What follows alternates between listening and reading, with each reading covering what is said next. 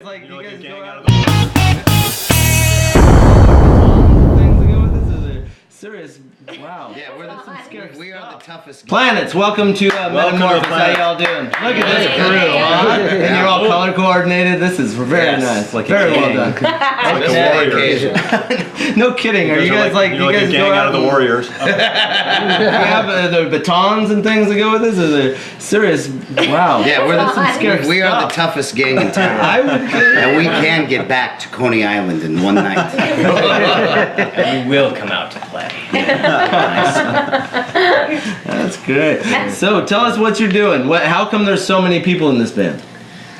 Because we all fit a different position in service. A different service. Some of us can blow. Can we say that? No. Okay. I'm cutting you out Some now. of us You're already knit, considered some of cut. us knit. Take two. No one in this band really has the balls to tell anyone to go away. Oh, It's getting bigger and bigger and bigger. so you keep growing. Yeah. Kind of like a virus. All right. And We somebody have has fun with somebody, so then eventually they just stay and it belongs on and wow. We're stuck. I feel like that some of us fit on a musical element to this band, and then other parts of it, the other part of us all give to the artistic side as far as performance is concerned. Yeah, it's So- more of a creative collective. Yeah, But it just- we've always thought of a rock and roll band like that, so we're kind of putting it into play. Can you walk us through the evolution? I know at the core it was the two atoms, yeah? Yeah. And then how did you become this Street Gang? I could walk us through real quick. Cotton and I met up in Montana. I'm a filmmaker and he's a musician, and we were hungry to do something. We started writing music, and then I kind of got to this idea like there's I think what happened is with the technology, everybody could start making music, everybody could make movies, all this stuff. So for me personally, I wanted to do something that I hadn't seen before, like not just make a record or not make a movie, make a band that was, kind of different. And we locked into this idea after years of playing music to do a show and make it more like a traveling show, a traveling gypsy show, or, take the multimedia idea and put it into play in a live show. And the small impetus of the idea was that we were covering a song from the Fountain soundtrack by Clint Mansell, which is incredible. Natasha was going to do a dance to that. Tree of Life. And then the dance rehearsal or the dance thing got canceled, and I said, well, why don't you just come to the show and do the dance and we'll cover the song. Oh. And that was at the landing party. It was like this speakeasy after hours downtown. A couple years ago. Yeah. Like three Way and a half, back. 4 years. Yeah.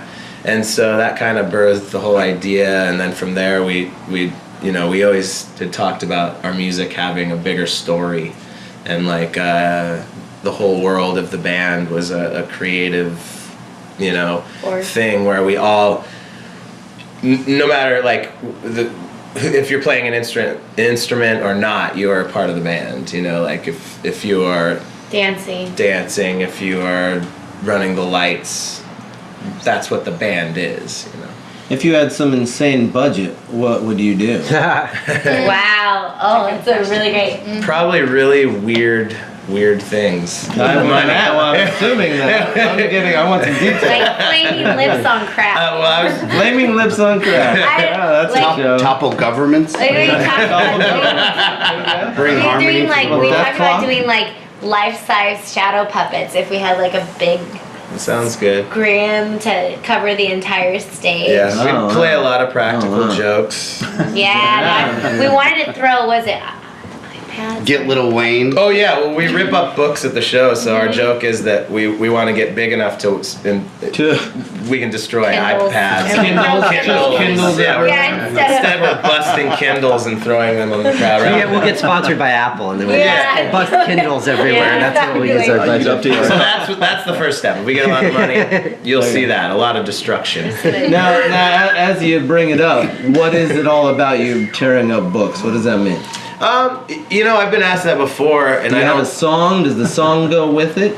Yeah, we play Some Fires, and basically, where that came from. Ooh, that's a creepy ring. It's creepy. Yeah. That's whose phone could that be? Yeah, who's vaguely I mean, familiar. usually I complain, but that's kind of additional. I produce feature films and I forgot to turn off my fucking phone.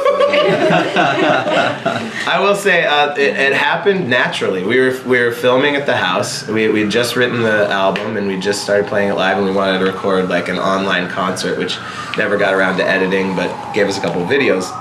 And the song called Some Fires Sound. was our last song on the album, and we just went nuts at the end and started ripping pages and throwing it up like confetti, and that just happened kind of naturally, and then we just rolled with it, and at the shows just felt good to rain down. But I think the overall, if any, because some people get pissed off about ripping up books and stuff. Sure. Like we ripped up Lord of the Rings and it hurt his feelings.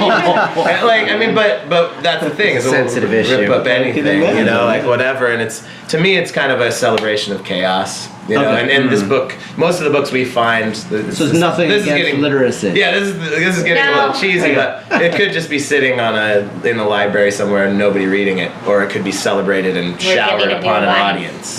To me- And we save all our pages and try to use them again. The paper thing is sort of one of those, like, it was an impulse, and then you sort of come up with the artistic justification for that later. Like I'm tearing up a book, and like you spend time doing that, and you're like, what does that mean to me? Like when I tear up a book, what am I saying? Like, you could put knowledge in a cage, or you could take that knowledge and tear it to bits and have a rock and roll band. I think it has a different meaning for all of us, because for me, it started off as a sound thing. Oh, Like yeah? the sound of actual. That's true. Like, It was to the beat. Well, the first The first beat. time the Yeah. idea was to do it to the beat, Yeah. Oh. Like I literally feel like anytime but everybody someone's like, got too excited, so we then had like a The guitarist yeah, we just got like over. zealous. I feel like everyone has it has like a different meaning to everyone. Like we had this writer come up to us and was like really pissed off. Yeah. And he was like, why do you do that? And you were like, why do you think we do it? And he was like, yeah. He was like, Adam was like, I'm glad you were affected by it. That's why we did it. And he was like, right, bro. Wow. Okay. To me, it's about Excellent. the line in the song that says some fires burn through everything. Uh-huh. So it's like the fire can burn through an idea, Yeah. which is what what a novel is. I agree. So Yeah, we'll go with that. yeah. Like Dino said. And then when we have lots of money, the pages will incinerate themselves in the air as soon as you throw them out. So it'll be like, LED. yeah. Well, and, I mean, there's so many great ideas in it, and regardless, like watching the audience experience that. I mean, in the most hipster hole that you can find us playing in, where everyone's just got their arms crossed and just listening very intently to the music. When that moment happens, like watching the audience, like They break enjoy free. that. Like it gives can't people a take certain it, amount of yeah. freedom. Like you can't watch people tear up a bunch of books and throw it around and not join in. Like, Okay. the idea- Or hate it, which is just or as hate good. it. Like, I mean, there's an emotional response to it, and it ultimately like becomes something greater than just ripping up books, which for me is like awesome. Right. As a side note, Hipster Hole was actually an alternate name for the band. That's actually a lie. So We that's threw that out the window. Who came up with Planets? Speaking of the name. Well. There's kind of an evolution that when Stilly and I first started the first incarnation of the band in Montana, we were called the New Planets, and It's too pretentious. So we took off the so we took off the the. And that was the big problem. New Planets with an So, N. so then the next incarnation we dropped the. We were And new planets. and then there was all this talk about why are we new? That's like, too what's- pretentious too. That's So you also. boil it down Like, are we old? to planets, Stripped it down. and then you take it capital space, capital L, then We- small a. That's not pretentious. No, it's not. Not at all. Subtle. Not Subtlety. So Subtlety is it definitive? Is that branding that the small A? I know That that's happened. actually. This, good. I'm not gonna tell times, it. and yet, Should I tell you the truth? What is the A on? This is the truth. The truth. You heard it here first. Yeah. Why do we have little A? I put it into Facebook, and Facebook said, "This is your option." The Facebook gods rained down. I put in planets, and they were like, "Well, there's already people with planets, but you can try this." And I was like, "That looks cool." Okay. So yeah. So But you if should- you hit it big, you're going to hear from Zuckerberg's attorney. Yeah. Don't put this out. At that point, you just tell them that it's in the periodic table of elements, and it stands for lathium, and it means hidden. There you go. Right. Boom. I like it. How about next time we get asked that question in an interview, we just say Mark Zuckerberg named us. Yeah. There you go. Next. Came from Zuckerberg. He's an idea man. Next question. That's what we should say next time. Next question. And all of us get like this. Zuckerberg owes us. He owes you Yeah. guys. True. Truly. Yeah. Fucker. That's awesome. Do you have any other ideas? Say like, what's your sound growing into? I remember you. I've seen you as if I were a true fan. Like, now. My God. You've been Has it forced. almost it's been over a year. Really? Like a year? We're happy. We're about to. You've been a long We have time, had huh? an anniversary. You're what they would already. call a captive audience. We're at a fourth captive. You don't have a choice in the matter. That's excellent. But I did. So I saw earlier Inceptions a year and a half ago. Can we say? Yeah, that's right. So I've seen early Inceptions of it, and I want to. Add some more folky kind of really like everyone stops playing for a moment, and I've seen you grow into this bigger, rockier thing. Is that? Tell me something more about sound. Yeah. My 2 cents is that basically what we've been doing is the Dark Woods, and to kind of go along with the creative collective and what the band actually is, which is more than just a band. It's like a big story, and each album will be part of that story, and it's a different place. Then we're kind of going into the Dark City, and that's a little grittier. And then ultimately this year we're going to record our next album we're working on, that we've been working on, that's more of a space. Like a space rock odyssey. Yeah. Rock odyssey, So we're gonna opera, be going in that direction, whatever that would Kind mean. of going back in time And a then little bit. and then beyond that it'll connect, to the music, but we kind of view it as a freedom place, like a new place to go and create whatever. It's like a separate world, Yeah. separate musical world that we're going to. The other one still exists. So Yeah. really, we're all over the place. Yeah. We're going to a completely different sound, like always touching different parts. Like you say that you've heard folk in our sound before, and I would say that we're going to it more soundscapey.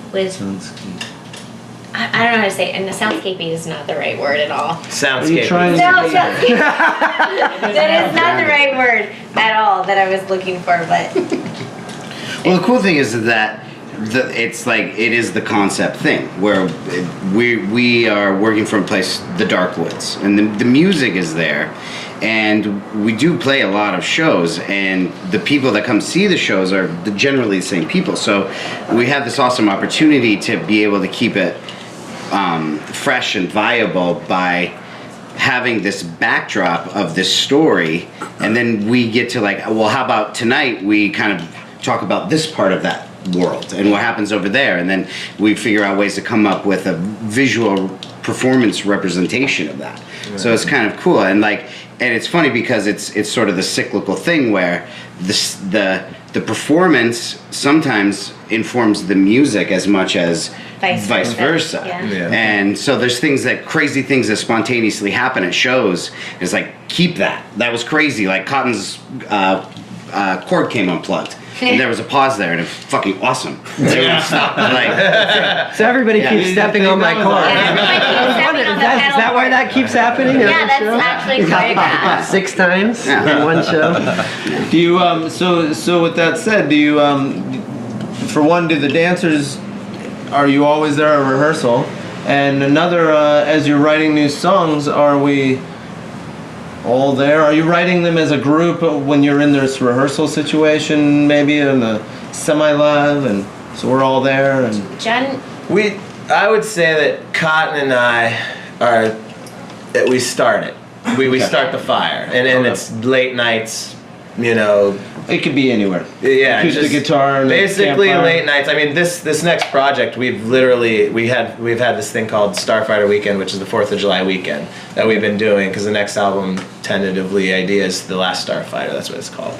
And we get together and we just play and just go as late into the night as we can. And we've had songs that we've been romancing for years. And basically, the exciting part happens when we land on something and kind of start to build it into a song, and then start to we call it running it through the machine. Yeah. This whole thing right This here, group all here. of us All are right. a machine, All right. and you run it through, and every person, you know, once it happens, like the ideas start coming out, and whatever, it's kind of like throw it at the wall and see what sticks. Sure. And that's the exciting part. And I would say there's got to be, for the music, we try to get to the music to a place to where it makes sense to have everybody else there. We love it when everybody's there, and like that's the best, but we're also busy that it usually takes time where we get the songs together, and then everybody kind of comes together, and we kind of jam on dance ideas. Yeah, the with music's Natasha. normally more refined. Yeah, talk about, streamlined. you know, the art things that we want to do during the songs. And it's exciting because the whole last album was an experiment, because we started out doing every show was a different show, and it was like too much work, and we were killing ourselves. And then we landed on the Dark Woods, and we were like, let's do this over and over, and let's get good at it and build our crew. So now it's kind of like we've figured that out, and now the pre-production is going to be so much better, and we're going to be prepared to, when we release the next thing, it's going to be a splash and ready to go 100%. The whole thing is ready to go. Generally, It's an experiment, because I there's no books how to read to do something like this. Yeah. Or, you know. generally like the music is polished and refined, and then you have an idea of color or vibe, and then you project that to me, and then that's how choreography and dance and other performance pieces come out of that. It's generally spawned from Adam has like an idea of what he has, like a vibe for a song, like Miracle Tip, for example.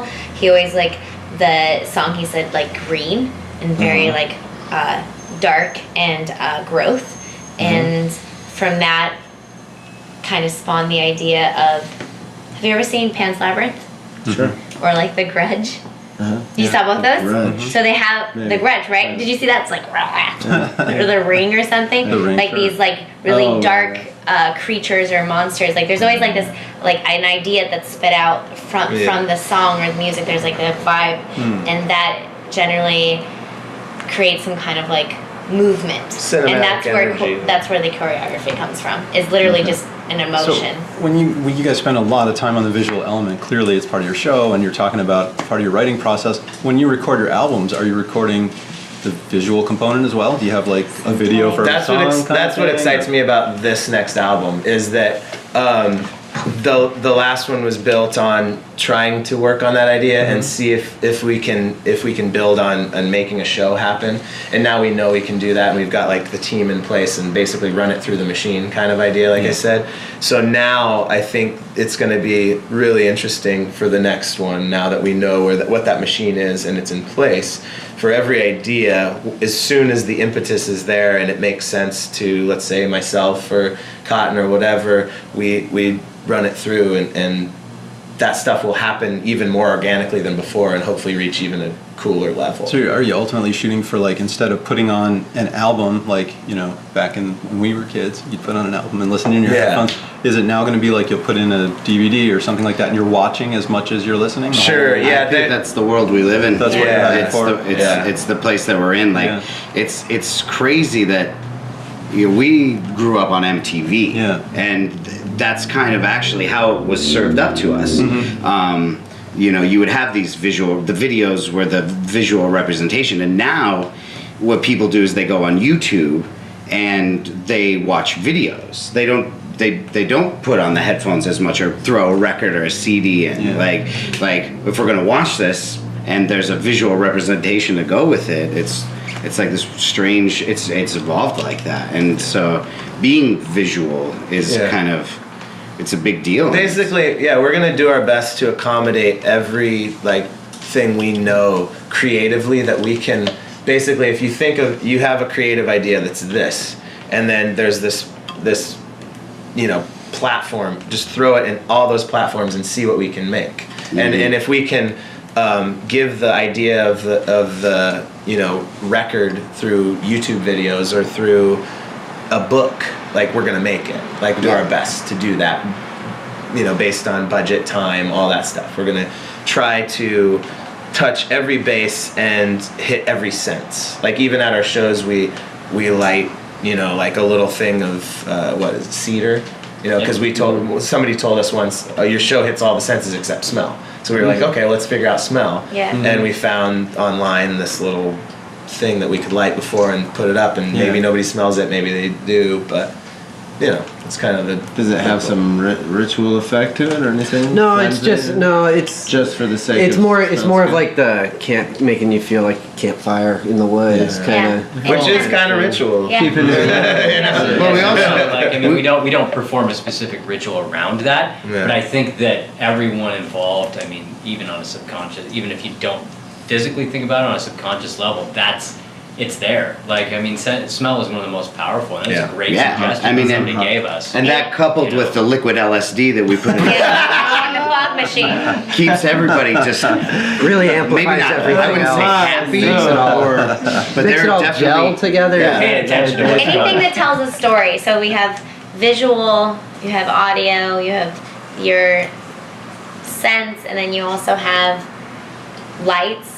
You have aesthetic as far as costumes are concerned. I think one of our things is that we want everyone to have some kind of journey when they leave, or some kind of adventure. Like you're experiencing something that taps into one of your senses. And our performances, for example, are like a storybook. Like there's one song leads into the next, and we're unfolding a story that happens. And the first album I ever listened to as a child was The Hobbit on record, and it's a story. And I remember Bryce was telling me one thing that I enjoy about our performances, that they're like an album. Like every song leads into the next, and maybe that's just from being a small child, because I don't know what a lot of, to me, Arcade Fire, for example, their songs tell a story. And I think that we're I think you and I know are kind of connected to music like that, where we kind of make things kind of mold to our fantasy, and that may not be the artist's idea, but for us that's how we interpret it, and we just kind of go with it, and we love it in that sense because it becomes our own. And I remember when I first saw them at a very early show, I fell in love with them, and I was geeking out about how I was like, oh my god, this song, and there's this whole story about this girl and this robot and all this stuff, and how they love each other, and also about love and in the abstract sense, and I was just geeking out for hours, and I was just all over them. They're already my friends. I don't know what I was trying to prove, but I was just and then after a little bit, they're just we just kind of did a show. They just kind of did it last minute. They just kind of threw it out there, and to me, I just kind of saw it, and I think some people in our audience kind of see a narrative. The eye of the beholder. Yeah. What do you see? Exactly. Why are we ripping up books, Bryce? Yeah. Well, yeah. Why are we ripping up books, Damien? Why do you think we are? Yeah. Let's turn this interview around, buddy. Why do you think we're ripping up books? To you, what does it mean? Oh, I don't know. I thought it may have something to do with the lyrics, and I don't know your lyrics, so I don't know. I don't know. Ouch. But I think it's brilliant, and whatever. I'm cutting that out. I have the power. Trying to flip this interview around. Not. Who's interviewing? We have to deal with it all the time. Yeah, hey, but tell us about the songs that you're gonna play, because I want you to play. Really, do you do them in the consecutive order? Do they need to be assembled to tell this story that you're talking about? Not necessarily. I think we're doing Scared Coyote. Maybe. I'm trying to think now. Yeah. Well, it's actually a very interesting question, because the nature of the shows and keeping it fresh for us, we do switch things around. Yeah. Every show. There will be nights where the songs go in a different order, and it's whoa, holy shit, that was crazy starting with that. Because of the story arc, it's interesting. It's you could tell it totally linear, or you could tell the story Tarantino style and like chop it up Memento. and mix it around a little bit. Well, also in general, the Dark Woods, I'd say characteristically kind of is it's a little dreamlike and non-linear by its nature, so it doesn't always have to be in the same order. It's in the dark. We do like to bring people into our world though. So we generally like to start shows where we're starting to the back of the venue, our Dark Woods, and we like to parade in. Yeah. Would you say parade? Procession. Procession. Yeah. Procession's better. Yeah. We like to procession in from the outside inward, slowly, and hopefully gathering like some people to join our gypsy parade into the Dark Woods. That's it's a campfire idea. Yeah, but it never starts with a certain song. It's never like this is our entrance song or this is our first song every time. Yeah. It changes periodically. Really, actually, sometimes right before the show, it has to do with vibe very much. It's very, all right, we're going to start with this song, and we just do it. Okay. What song? Tell me the titles, and let's play the songs. Miracle Tip. We were talking about that earlier. That was one of the first real bringing the dancers in and an idea of headless dancers and weird green in the woods. Real I'm thinking, yeah. It's good. You're just waiting. Yeah, I'm thinking of things. Green in the woods. Scared Coyote. Scared Coyote. Yeah, Scared Coyote is kind of like I'd say the single off the record. And then and that one will be a surprise. And then Blood Red Sun, which you'll see a little shadow puppetry, which has been something really cool. Like we started with just little, shadow puppets, and it was very interesting. And then we built towards, building towards animation. It's just been a fun thing. And it tells the story of. Yeah, that would be. I'd say that one tells the story the most. Like a story. The most narrative version. Right. Yeah, narrative, not tells but like. All the songs, definitely tell a story and have Sure. a part of it. But the Shadow Puppets definitely Help guide it along. We're going to it's been a spell fun it out For all for you you. people out in TV land. You'll see.